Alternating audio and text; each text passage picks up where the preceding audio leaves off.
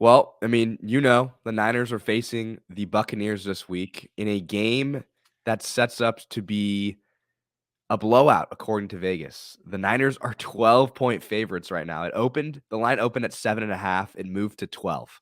So that's a lot of line movement. Interesting thing is a lot of the money, at least on the bet side of it, is on the Bucks. But I don't really blame anyone. It's kind of one of those things where it's like you think you're getting a point of value. But I found a couple interesting statistics. One in favor of the Bucks, or two in favor of the Bucks, and then 4 in favor of the 49ers. And just tell me what you think about these statistics, okay? Okay. All right. These are the ones that are in favor of the Bucks. There wasn't that many, but here's a few. The Buccaneers on third down, their conversion rate is 71% on third and short, which is second best in the NFL.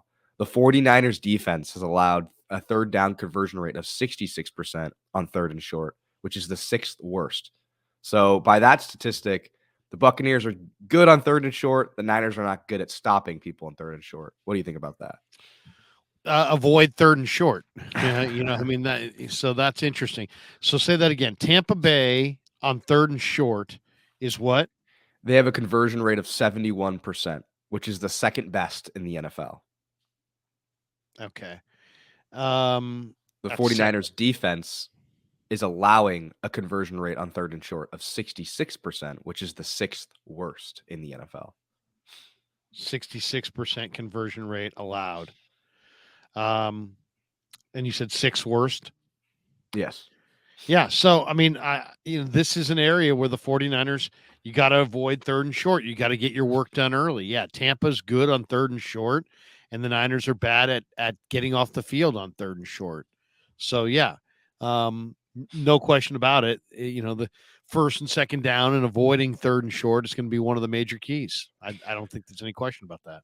Another thing, the Bucks are kind of a really bad defense that's been just kind of disguised as a better one through a lot of turnovers. In the last since week 7, they have 6 turnovers, which is tied for the 10th most in the NFL. So obviously, not turning the ball over, it's kind of a no duh question, but not turning the ball over to them makes their defense not as bad as it really is. Yeah, and their defense is being made to look better by their takeaways and by their red zone. They've buckled and they've stood up in the red zone, so they're much better in the red zone than they are in other parts of the field, and they get takeaways, and those two things have kind of covered for the fact that it's a pretty mediocre defense otherwise. Now, I have a few that are in favor of the 49ers. Okay. Actually, there was a lot to choose from, but these are just a few interesting ones. The Buccaneers have allowed pressure on their QB on 29% of their pass attempts since week 7, which is tied for third worst in the NFL. The Niners have pressured opposing quarterbacks on 25% of passing plays since week 7, which is the 7th best. So you have a little bit of a matchup issue going for the Buccaneers where they're allowing a lot of pressures and the 49ers are generating some of the most. Yeah. I'll give you another one in favor of the Niners. Tampa Bay blitz is the second highest rate in the league, and Brock Purdy has been very good this year against pressure. His passer rating under pressure is number 1 in the league. His completion percentage while under pressure is number 1 in the league. His yards per attempt while under pressure is number 1 in the league. So it also brings up the question of, is Tampa going to bring the blitz as often as they normally do, or will Todd Bowles have a new wrinkle?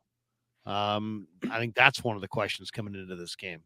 Yeah, I think I heard Lombardi quote the statistic of the top. The 49ers play all of the top 5 blitzing defenses this season, and I think they've played 4 of them, and this is the 5th.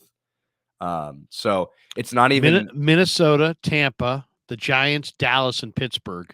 Yeah, that's 1 through 5, and the Niners have played the other 4, and now they're playing. So it's 2. One of those things where it's like, Brock's a young quarterback, and you could come into this game thinking, well, it's a rookie quarterback. They're getting a lot of blitz. Like, how is he going to handle it? It's like, well, this is just the new norm for Brock Purdy. Brock Purdy I don't know what the statistic is on this, but he's definitely faced the most blitzes by any quarterback in the NFL.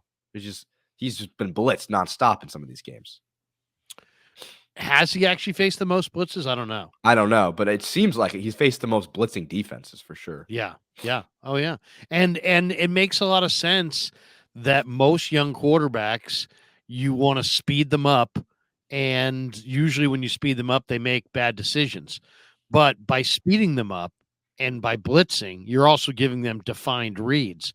And if you know where you want to go with the football and you've kind of done the mental reps, you're actually giving that quarterback kind of a defined read as opposed to, rushing four like Cleveland did, getting it done mostly with your front four, dropping 7 and sometimes 8 into coverage and making the quarterback, kind of be accurate and read the coverage.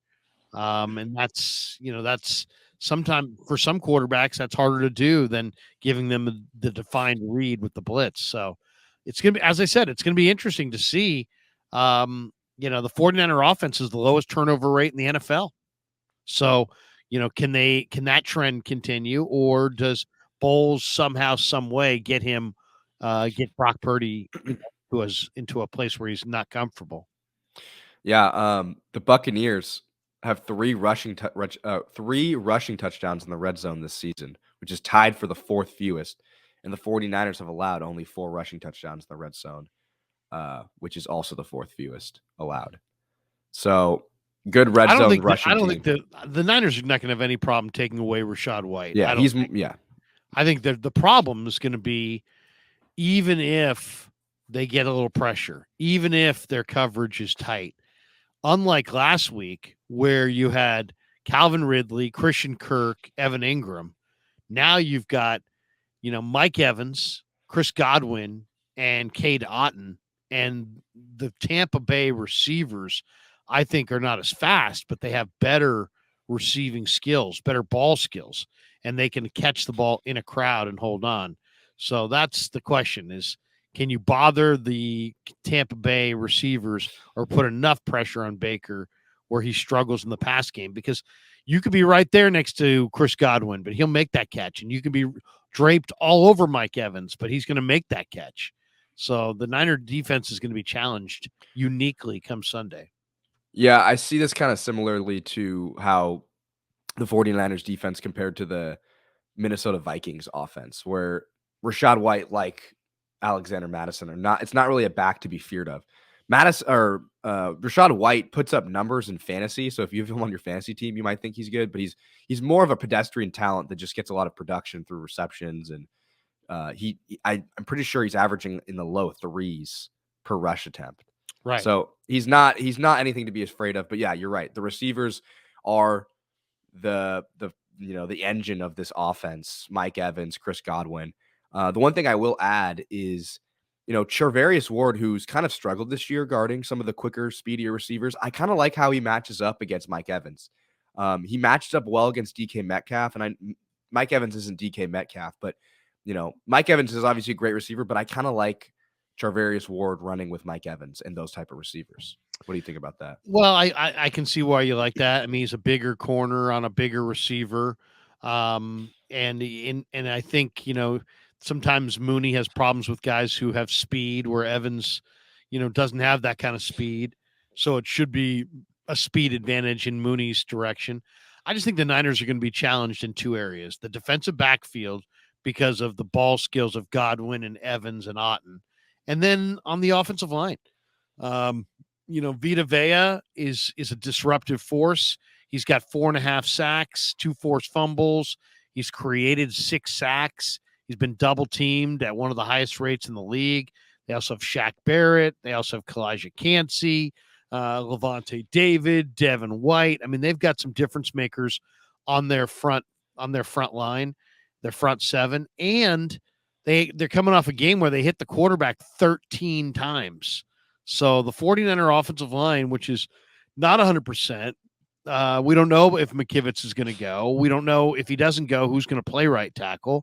There's going to be no Aaron Banks. He's out with the turf toe.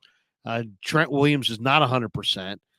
Can they handle this speed-based Tampa Bay defensive front and all the different looks that Bowles can throw at you? Because 13 hits on the quarterback, and when you looked at the list of guys who hit the quarterback. It was everybody. They had D tackles, DNs, linebackers, DBs. I mean, they got a bunch of hits on the quarterback in their last game. And I don't know that the Niners can win this game if Brock Purdy takes 13 hits.